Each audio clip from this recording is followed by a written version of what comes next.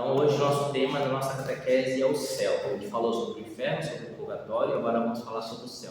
Chegou a melhor parte. Se a gente morresse hoje, a gente fez aqui esses 5 minutos de silêncio meditando, se nós morrêssemos hoje, e a gente tem um pensamento muito negativo sobre a morte, porque nosso pensamento sobre a morte é um pensamento de pecador. A morte do pecador o conduz ao inferno. A morte do pecador o conduz à desgraça eterna. A morte do santo o faz entrar na felicidade eterna, na felicidade que não acaba. O que é o céu? Vou pegar uma palavra aqui de São Paulo, igual a gente estava falando antes da gravação. São Paulo é um santo de 7 namoradas, né? Lembrando, essa expressão das moradas do castelo interior é da própria Santa Teresa d'Ávila. A gente estava meditando a poesia dela antes de começar a gravar. Santa Teresa d'Ávila, ela diz que a vida espiritual ela se dá em moradas, como se fosse entrando num castelo. Quando você está em estado de pecado mortal, você está fora do castelo, você não está nem na primeira morada, você não é amigo de Deus, você é inimigo de Deus, como a gente meditava também antes da gravação. O pecado mortal nos torna adversários de Deus, inimigos de Deus, não fora do castelo. Quando você se confessa e não mais está em estado de pecado mortal, mas pelo contrário, está em estado de graça, você se confessou, você entrou no castelo, está na primeira morada. E aí você precisa começar a avançar nas moradas, avançar na vida espiritual, até chegar, quem sabe, a ser um santo de 7ª morada, como era Santa Teresa d'Ávila, como era São Francisco de Assis, como era São Pio de Pietrelcina, São Felipe Neri e tantos santos de 7ª morada. Todos os santos que são canonizados eram santos de 7ª morada? Não. Existem muitos santos que são canonizados que não eram santos de 7ª morada. Eram santos, mas ainda não eram santos de 7ª morada, né? Eu vou falar os santos que são de 7ª morada, não vou falar os santos que não são de 7ª morada, porque você acaba desprestigiando o santo de alguma forma, né? Mas enfim, o que é essa 7ª morada? Essa 7ª morada é uma união tão grande com Deus, como eu falava com vocês antes da gravação, que aquela pessoa, ela vive na terra, ela está nesse mundo, mas ela já vive o céu, ela vive o céu na terra. O santo de 7ª morada que a gente tem notícia mais próxima de nós é o Padre Pio, que ele morreu em 1968. Então, como ele era um santo de 7ª morada e que viveu um espaço temporal muito próximo de nós, a gente tem muitos relatos científicos da vida do Padre Pio que atestam cientificamente que ele era um santo de 7ª morada. Mas como assim? Como é que um cientista vai atestar que o Padre Pio era um santo de 7ª morada? Atestando o miraculoso, o impossível que acontecia na vida do Padre Pio. Por exemplo, o Padre Pio, ele estava conversando com você, atendendo você em confissão. E aí você ocultava um pecado. Na hora de falar, você tem tal pecado e você não confessou, vai embora, não vou te dar absolvição. Como que o Padre Pio sabia o pecado daquela pessoa e sabia que aquela pessoa estava ocultando deliberadamente o pecado? Ele fazia isso com tal autoridade que ele tinha a capacidade de negar a absolvição. Por que ele negava a absolvição? Porque se a pessoa estava ocultando o pecado deliberadamente e ele desse a absolvição, a pessoa cometia um novo pecado, que é o sacrilégio, que é abusar do sacramento. Então, por misericórdia, ele negava a absolvição. A pessoa não cometeu um sacrilégio, a pessoa ia se arrepender e voltar a se confessar. Como que ele sabia, como que ele lia o pensamento daquela pessoa? Ele era um santo de 7ª morada. Ele estava no céu e na terra ao mesmo tempo. E o que Deus via, ele via. O que Deus sabia, ele sabia. Como? Não sei. Eu estou na primeira morada ainda, né? Me confessei ontem e estou na primeira morada. São Pio era um santo de 7ª morada. Então ele vivia a comunhão dos santos. O que é a comunhão dos santos? É a comunhão com Deus, onde Deus revela as coisas. São Pio, ele tinha o dom da bilocação. Ele conseguia estar em 2 lugares ao mesmo tempo. Ele estava em São Giovanni Rotondo, teve confissões, e isso foi atestado diversas vezes. Ele aparecia em outro lugar, no Japão, nos Estados Unidos. Ele aparecia no alto do céu, voando. Aconteceu na Segunda Guerra Mundial, alguns casos nesse sentido, né? São Pio viveu a Segunda Guerra Mundial. E os aliados, ele é italiano e a Itália fazia parte do eixo, né? A Itália de Mussolini fazia parte do eixo. Então a Itália era aliada dos nazistas e do Japão. E os aliados, né, que são os países, Brasil, Estados Unidos, etc., a Força Aérea Americana tinha uma missão de bombardear San Giovanni Rotondo, que é onde o Padre Pio estava.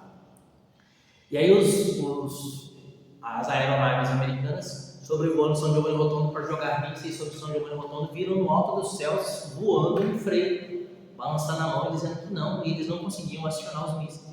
Isso diversas vezes.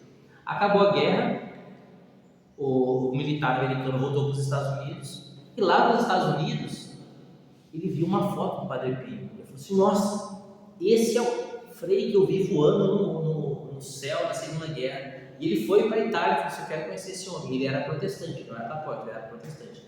Ele foi para a Itália para conhecer o Padre Pio, e na procissão de entrada da missa ele estava esperando, ele viu o Padre Pio, já ficou em choque, falou: olha o freio que estava voando, não deixou jogar bomba. Quando o Padre Pio passou perto dele na procissão de entrada, o Padre Pio falou para ele assim: e aquele dia você queria jogar bombas na minha cabeça, não é? Continuou a procissão de entrada. Como isso? Ele era um santo de sétima morada. Outra ocorrência também com a Força Aérea Americana. Um militar americano foi atingido na sua aeronave, só que ele não tinha preparado o equipamento de paraquedas. Ele ejetou, porque a aeronave ia cair, ele ejetou e ele não tinha paraquedas. A mãe dele era católica nos Estados Unidos, já havia ouvido falar do Padre Pio, o Padre Pio era muito famoso.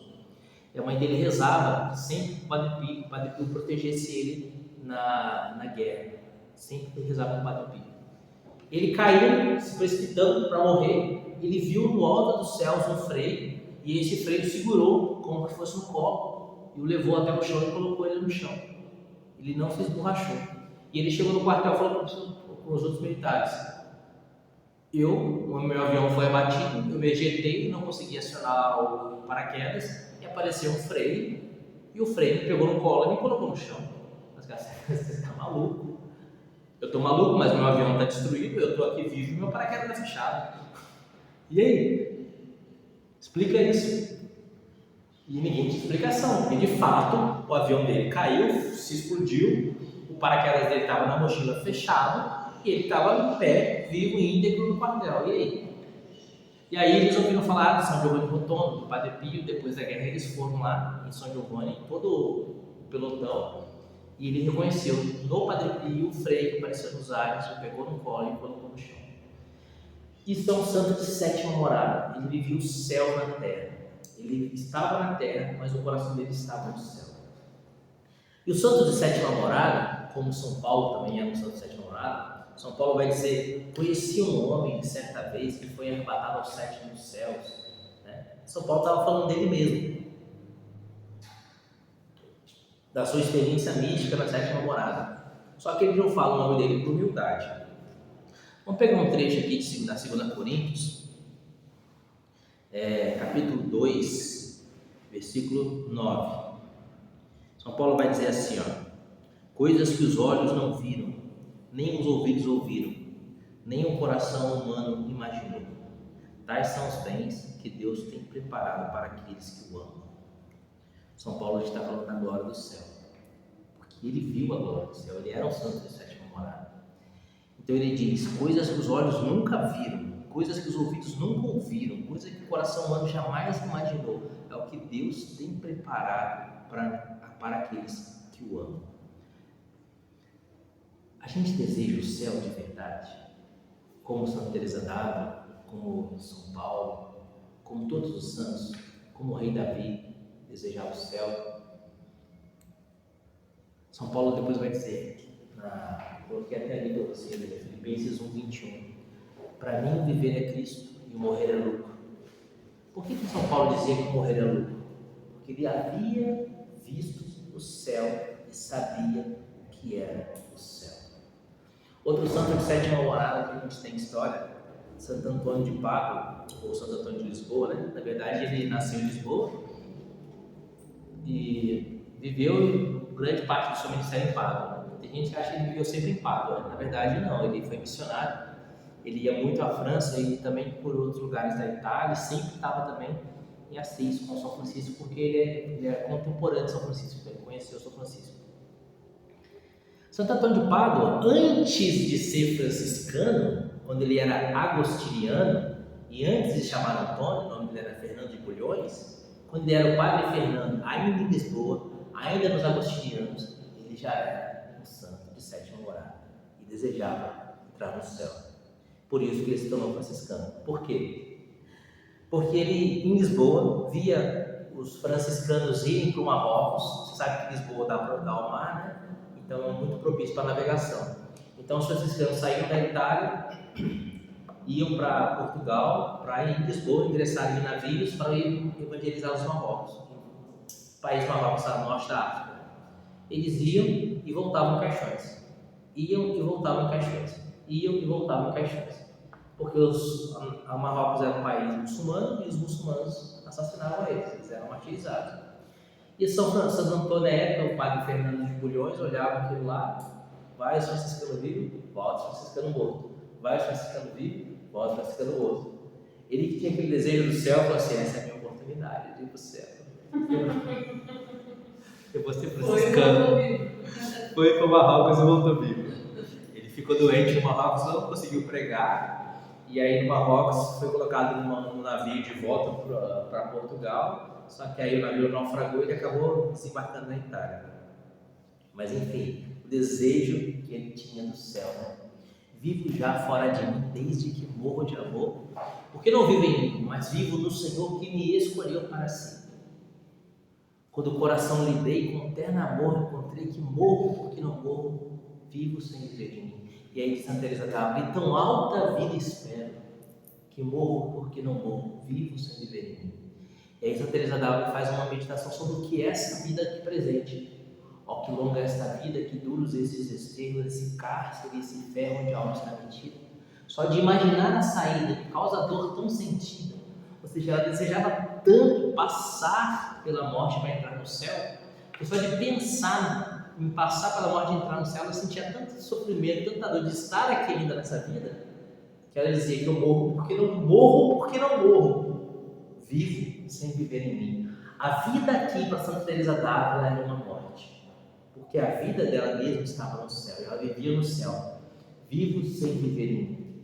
Só de imaginar a partida me causa dor tão sentida que morro porque não morro, vivo sem viver em mim. Viver para mim é Cristo, morrer para mim é lucro. Coisas que os olhos nunca viram, coisas que os ouvidos nunca ouviram, coisas que o coração jamais imaginou. É o que Deus tem preparado para vocês. E o que é esse céu? O que é de fato o céu? Tá vendo essa garrafinha de água aqui, ó? O céu é como se fosse essa garrafinha de água.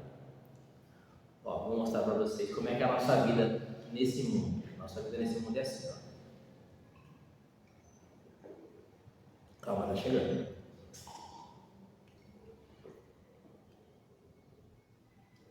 Eu vou conseguir, peraí.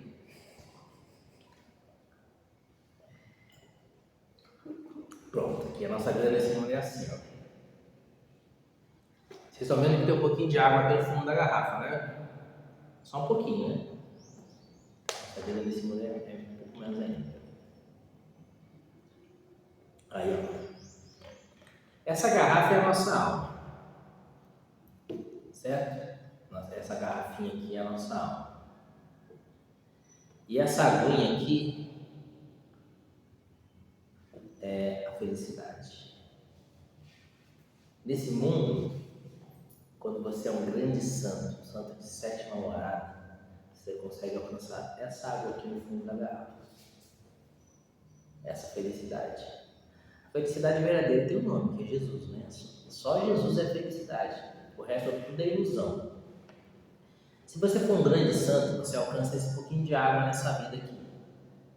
Agora, se você for um santo de sétima morada, um grande santo, e for entrar no céu, entrar na glória, essa garrafa se enche de água, até transbordar. Isso é o céu. É a felicidade completa. E no céu existem níveis de glória. Por exemplo, a Santíssima Virgem, ela é muito mais feliz do que São Francisco de Assis no céu. Mas como assim muito mais feliz? É porque a garrafa dela é muito maior. Essa garrafa de 500 ml, existe um garrafão de 20 litros. Você entendeu? Deu 20 minutos? 15? Existe um garrafão de 20 litros. O céu a gente vai ser feliz por completo. A nossa garrafa vai sempre se encher. Sempre vai estar cheia a nossa garrafa. Só que você pode ser uma garrafa de 500 ml, pode ser uma garrafa de 1 litro, pode ser uma garrafa de 5 litros, pode ser uma garrafa de 20 litros. É a capacidade com que nós dilatamos o nosso coração a amar a Deus. O nosso coração se dilata para amar a Deus. Conforme o nosso coração se dilata, a nossa garrafa aumenta. Quanto mais você ama a Deus nessa terra, mais a sua garrafa aumenta. Se você ama a Deus muito, sua garrafa é de 500 ml. Se você ama a Deus muitíssimo, a sua garrafa é de 1 litro. Se você ama a Deus como um santo de 7 namoradas, sua garrafa é de 5 litros. Se você ama a Deus como Nossa Senhora, sua garrafa é de 20 litros. E Deus vai encher a sua garrafa de água. E é por isso que Nossa Senhora, ela é a Nossa Senhora das Graças. Todas as graças coubem nessa garrafinha, Nossa Senhora, porque ela ama a Deus mais que todos. Então a garrafona dela é grandona, entendeu? Seremos completamente felizes. Se eu encher essa garrafa até aqui, ela vai estar completamente cheia, completamente feliz. Só que na medida do tamanho dessa garrafa. E é por isso que no céu existem níveis de glória. Por que isso? Porque a gente dilata nosso coração dessa forma. Por exemplo, eu conheço a Jesus, me confesso, luto, me confesso, caio de novo, peco, vou lá, me confesso, caio, peco, me confesso, caio, peco, me confesso, caio, peco, me confesso, morro. Confessei comigo. Ainda tem as consequências do pecado, né? Vou para o purgatório, como a gente falou semana passada, e no purgatório me purifico dessas consequências do pecado, porque me confessei antes de morrer, então fui perdoado. Me purifico das consequências do pecado e entro no céu. Garrafinha de 500 ml. Agora, São José de Anchieta, 16 anos de idade, veio para o Brasil, nunca mais viu a mãe. Falou para a mãe dele que na despedida, a gente se reencontra no paraíso. Eu sabia que nunca mais veria a mãe. Veio para um país que era só mato, índio, que inclusive eram antropófagos, ou seja, canibais, que haviam comido o bispo Dom Sardinha e que poderiam comê-lo também. Um país que tinha animais peçonhentos, serpentes, que não podiam aparecer de qualquer lugar, a qualquer momento e picá-lo e ele morrer também. Um país que era um país que não tinha infraestrutura nenhuma. Portugal tinha navegação, Portugal, apesar de que ele era espanhol, mas estava vivendo em Portugal, tinha navegação, tinha algumas calçadas, tinha toda uma estrutura. O rei, estava em Portugal, era um dos países, um dos melhores países do mundo naquela época. Hoje seria como se fosse os Estados Unidos, Portugal, né? Um dos melhores países da sua época. Ele veio viver no meio do mato para evangelizar índios, que poderiam inclusive matá-lo. E aí ele viveu uma vida de martírio. Por quê? Apesar de não ter morrido mártir, a vida de São José de Anchieta foi uma vida de martírio, porque ele se sacrificou durante todos os anos da sua vida.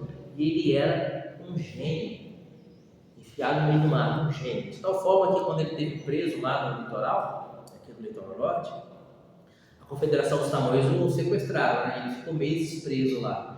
Ele escreveu uma poesia gigante para Nossa Senhora nas areias da praia de Ubatuba, tanto que lá no de Ubatuba tem uma imagem dele escrevendo na areia da praia, né? Ele escreveu e memorizou, decorou. Depois de meses que ele foi solto, ele passou por registrou durante meses aquela poesia que ele escreveu para Nossa Senhora, que é uma poesia enorme, ficou na cabeça dele. Ele era um gênio. Tanto que ele conseguiu não só entender a língua tupi dos índios, ele conseguiu fazer uma gramática de tupi e traduzir do português, do tupi para o português e do português para o tupi. E ele fez um catecismo em tupi-guarani para evangelizar os índios. Ele era um gênio.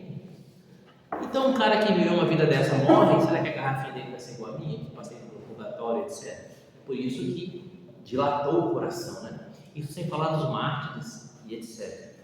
Então, o céu tem níveis de glória. Conforme mais você ama a Deus nessa terra, mais o seu coração se dilata. E se o seu coração se dilata tanto como o coração de Santa Teresa d'Ávila, que está incorrupto, está exposto ainda lá na Espanha, coração dela está incorrupto. Ela morreu por volta do século, ela morreu no século XVI e o coração dela está intacto até hoje. O coração dela é grande, dilatado. O coração de São Felipe Neri também, quando ele morreu, os médicos atestaram que as costelas de São Felipe Neri se expandiram porque o coração dele havia dilatado. É um sinal que Deus dá, um sinal que Deus dá do amor daquele santo por Deus. Santa Maria de Jesus, alguns dizem Santa Miriam de Jesus, né? Então a Santa Carmelita também, ela também teve o coração dilatado e, inclusive, o coração de Santa Miriam e o coração de Santa Teresa d'Ávila, os dois estão incorruptos e os dois estão transverberados. Sabe o que é a transverberação? A transverberação é quando um anjo com uma seta de amor fere o coração da pessoa. Então o coração de Santa Maria de Jesus está transpassado igual ao coração de Jesus pela lança. E o coração de Santa Teresa d'Ávila também estava preservado, incorrupto e transverberados, ou seja, um buraco de uma lança no coração dela até hoje lá em Ávila. É o sinal que aquela pessoa amou, dilatou o seu coração por amor a Deus, amou a Deus. A garrafa dela cresceu. Então, o céu é a felicidade plena. Como que eu vou explicar o céu? São Paulo que esteve lá não sabe explicar, né? São Paulo esteve lá e escreveu coisas que os olhos nunca viram, coisas que os ouvidos nunca ouviram, coisas que o coração humano jamais imaginou. São Paulo que esteve no céu, que era o santo de sétima morada, que viu o céu, vai dizer, ó, eu não tenho como explicar para vocês. Agora, a felicidade e a glória do céu é tão grande que eu não tenho como explicar para vocês. Imagina eu que não estive lá, né? Agora, a única coisa que eu posso dizer para vocês é que tudo vale a pena pelo céu, pela vida eterna. Tudo vale a pena pela vida eterna, ainda que seja morrer mártir, como queria Santo Antônio de Pádua, né? Santo Antônio de Lisboa, queria morrer mártir, desejava o martírio, porque ir logo para o céu, imediatamente para o céu. Então, para terminar essa catequese, eu queria que vocês pensassem nos prazeres da vida, nas coisas boas que a vida dá, coisas que a vida alegra o nosso coração, coisas lícitas, né? Coisas boas lícitas, um belo prato de macarronada. Quem gosta de macarrão? Você gosta de macarrão? Bom, né? Bom, né? Um passeio, coisas lícitas da vida. Aquele momento que você foi mais feliz. Pensa naquele momento que você foi mais feliz, uma situação que você viveu, nascimento de um filho. Melhor. Então, pensa numa coisa boa, né? O melhor momento da sua vida é nada comparado ao céu. Por exemplo, o melhor momento da sua vida foi quando nasceu seu filho. Por amor ao céu, existem muitos cristãos que renunciam a ter filhos e se fazem celibatários. É o que o próprio Jesus vai dizer, né? Que virão homens que se farão celibatários por amor do reino dos céus. Ou seja, o céu é muito melhor do que ter filho. Esse é o testemunho dos celibatários, né? Dos religiosos, dos sacerdotes, das religiosas, das freiras. É muito melhor do que ter filho. Uma comida deliciosa, deliciosíssima. É um grande prazer que a gente tem, né, de comer, né? São Francisco de Assis, a gente tem a imagem dele ali, ó. São Francisco de Assis, tudo que ele ia comer, jogava cinzas em cima. Cinzas de coisa queimada. Sabe para quê? Para ficar ruim com a comida, para não ter gosto. Porque ele dizia que ele sacrificava o paladar, o prazer de comer, ele sacrificava o prazer de comer, para que isso fizesse mais próximo do céu. Porque o gosto do céu é muito melhor do que o gosto do alimento. Esse é um carisma nascente ali da hora dos frades menores, né? Eles faziam extremas penitências, jejuns e mortificações, para mostrar que a comida é um prazer, mas o prazer do céu é muito maior. Então, gente, nada, é o que diz São Paulo, nada se compara ao céu. Nada se compara ao céu. O céu também é bonito. O céu é bonito? Olha que diz São Paulo, coisas que os olhos nunca viram. Uma vez, eu quase que fiz feio, literalmente. Eu estava patrulhando, trabalhava em São Bernardo do Campo. Estava patrulhando e lá tem a represa, né? pedaço da represa Billings, e lá em São Bernardo, a represa Billings é bonita, né? O trecho de São Bernardo é bonito. Eu estava patrulhando do lado da represa, né? Eu estava no encarregado, ou seja, do lado da janela do carro, e o outro estava dirigindo, né? O Cassiano estava dirigindo. E aí, olhando para a represa Billings, assim, estava de manhã cedo, umas 8 horas da manhã, e o sol estava baixo ainda, né? E o sol brilhava assim na água da represa, né? E aí eu ficava imaginando assim, nossa, que linda a represa Billings, né? Coisa mais linda. Mas quão bonito que não deve ser o céu. E eu comecei a meditar a beleza da represa Billings e isso me reportar a beleza do céu, imaginando a beleza do céu. E aí começou a escorrer uma lágrima no canto do olho, eu olhei assim, o Cassiano vai perceber, já subi a lágrima ali do outro lado da janela e tentei segurar a onda, né? Imagina a beleza do céu, que não deve ser a beleza do céu, coisas que os olhos nunca viram. Mais bonito que a represa Billings, mais bonito que o mar de Ubatuba, mais bonito que as montanhas de Campos do Jordão, mais bonito do que qualquer coisa que você puder imaginar. Quando você vê uma paisagem, uma coisa muito bonita, né, pensa nisso. Vai lá no Google, põe assim, imagens bonitas, coisas lindas. Você vai ver aquelas cachoeiras que aparecem lá, né? Praias, montanhas. Isso Deus criou, é criatura de Deus, coisas que Deus fez nesse mundo, apenas como se fosse um aperitivo, um gostinho, para você imaginar, se Deus fez isso aqui na terra, o que será que Deus fez no céu? Coisas que os olhos nunca viram, coisas que os ouvidos nunca ouviram, coisas que o coração humano jamais imaginou. Ou seja, a gente não consegue, por mais que você imagine uma coisa linda, uma coisa maravilhosa, uma coisa fantástica, uma coisa tremenda, o coração humano jamais imaginou aquilo que é o céu. E quem disse isso foi um santo de sétima morada, alguém que foi arrebatado algumas vezes para o céu, depois de contemplar o céu. E depois de contemplar o céu, o que ele podia falar, eu não consigo explicar para vocês o que é o céu. Tudo vale a pena pelo céu. Aquela frase do Fernando Pessoa, né? Naquele poema O Mar Português, Fernando Pessoa diz, né? Ó mar salgado, quanto do teu sal foram lágrimas de Portugal. Por te cruzarmos, quantas mães choraram, quantos filhos em vão rezaram, quantas noivas ficaram por casar, para que fosses nosso, ó mar. Valeu a pena? Tudo vale a pena quando a alma não é pequena. Quem quer passar ao gojador tem que passar além da dor. Deus ao mar o perigo e o abismo deu, mas foi nele que espelhou o céu. Ou seja, o mar espelhou o céu. O que Fernando Pessoa quer dizer com isso? Quanto sacrifício o povo português fez para conquistar o mar, né? Para conquistar o mar. Ó mar salgado, quanto do teu sal são lágrimas de Portugal. Quanto sacrifício o português fez para conquistar o mar. Esse sacrifício a gente precisa fazer para conquistar o céu. Porque Deus ao mar o perigo e o abismo deu, mas foi no mar que espelhou o céu. É um espelho do céu. Assim como o português se lançava ao mar e ficava, como eu disse, de São José de Anchieta, ficou longe da família desde 16 anos até morrer. E sofreu tanto porque se lançou ao mar para vir ao Brasil evangelizar. Assim também a gente deve fazer tudo que for necessário, que for estiver ao nosso alcance, para viver os mandamentos, para obedecer a Deus, para ganhar o céu. Porque a gente só tem um patrimônio, que é a nossa alma. Uma vez um jovem foi falar com o Padre Pio e São Giovanni Rotondo estava muito cheio, ele não conseguiu falar com o Padre Pio, não conseguiu se confessar com o Padre Pio. Ele precisava voltar para trabalhar para a cidade dele e não ia conseguir falar com o Padre Pio. Então ele foi numa missa do Padre Pio, voltar à igreja, né? E na procissão de saída, o Padre Pio saindo, ele gritou para o Padre Pio: Padre Pio, dá-me uma palavra, diga-me uma parola, uma palavra.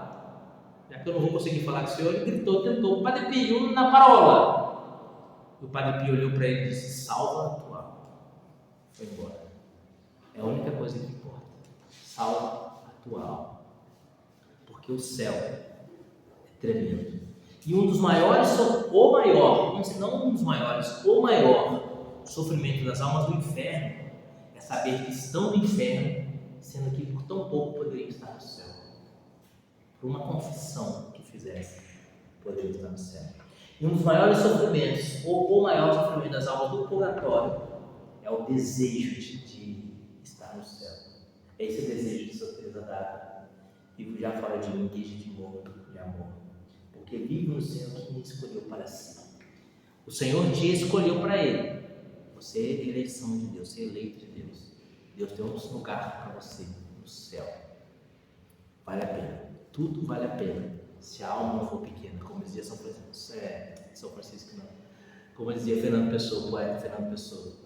Tudo vale a pena pelo céu, pela vida eterna. Amém? Então, corações ao alto, nosso coração está em Deus. Desliga para nós. Deus abençoe. Quanto tempo hoje eu gastei?